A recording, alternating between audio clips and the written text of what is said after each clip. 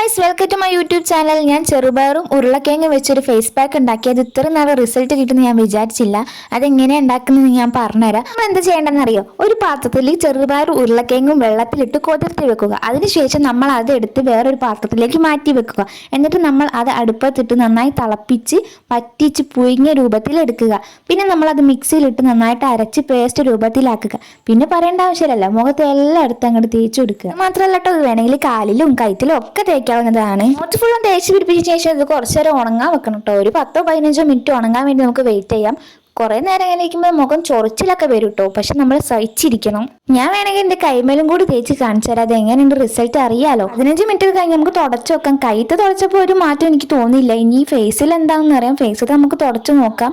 ഫേസിൽ തുടച്ചപ്പോൾ ശരിക്കും ഞാൻ തെറ്റിപ്പോയി, കാരണം കുറച്ചൊക്കെ ഗ്ലോയിങ് ഒക്കെ ഉണ്ട്, കുറച്ച് കളർ വെച്ച പോലെ എനിക്കും തോന്നുന്നുണ്ട്. നിങ്ങളെല്ലാവരും വീട്ടിൽ ഇങ്ങനെ ഫ്രീ ആകുമ്പോൾ വെറുതെ ഇങ്ങനെയൊക്കെ ചെയ്തു നോക്കണം, കാരണം ഇത് ചെയ്തപ്പോൾ എൻ്റെ മുഖത്ത് നല്ലൊരു ഗ്ലോയിങ് പോലെ എനിക്ക് തോന്നി. പിന്നെ ഈ ചെറുപയർ ഉരുളക്കിഴങ്ങൊക്കെ നമ്മുടെ വീട്ടിലുള്ളത് തന്നെയാണല്ലോ, അപ്പം നമുക്ക് വേഗം ഉണ്ടാക്കാം. അപ്പം ഞാൻ അത് വാഷ് ചെയ്തിട്ട് വരാം. അപ്പം എൻ്റെ ഫേസ് എങ്ങനെയാണെന്ന് നിങ്ങൾ തന്നെ കണ്ട് റിസൾട്ട് നോക്കി. നല്ല അടിപൊളി ഫേസ് പാക്ക് ആണ്. എൻ്റെ മുഖത്ത് നല്ല റിസൾട്ട് നിങ്ങൾക്ക് കാണാൻ സാധിക്കും. അപ്പം എല്ലാവരും ഈ വീഡിയോ സപ്പോർട്ട് ചെയ്യുക. അപ്പോൾ ഓക്കെ, ബൈ.